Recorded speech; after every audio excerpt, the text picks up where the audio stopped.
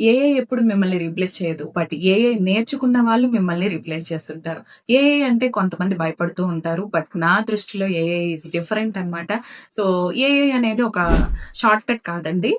So, AI అనేది మనకుండే ఒక స్మార్ట్ అసిస్టెంట్. మీరు ఈమెయిల్స్ రాద్దాం అనుకుంటున్నారు, ఏఐ హెల్ప్ చేస్తుంది.